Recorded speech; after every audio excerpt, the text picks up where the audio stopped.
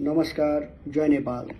म नेपाली कांग्रेसका सहमहामन्त्री महेन्द्र यादवज्यूको कान्छो सुपुत्र डाक्टर विकास यादव हिजो सदनमा राप्रपा नेपालका अध्यक्ष माननीय राजेन्द्र लिङ्गदेलज्यूले झुटो आरोपप्रति गम्भीर ध्यानाकर्षण भएको छ।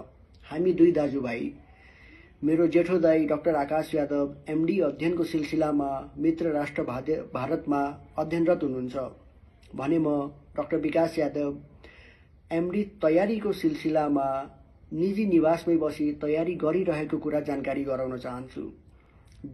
चैत 15 गतेको घटनामा हाम्रो कुनै संलग्नता नरहेको जानकारी गराउन चाहन्छु। विभिन्न न्यूज मिडियाहरूको माध्यमबाट जुन झुटो आरोप लागिरहेको छ, त्यो आरोप यदि राजेन्द्र लिङ्गदेलज्यूसँग पुष्ट प्रमाण छ भने सदनमा राखी जनता समक्ष प्रष्ट गरिदिनु हुनका लागि हार्दिक अनुरोध गर्दछु।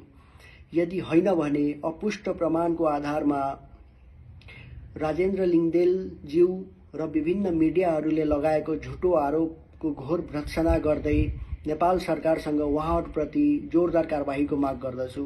धन्यवाद। जय नेपाल।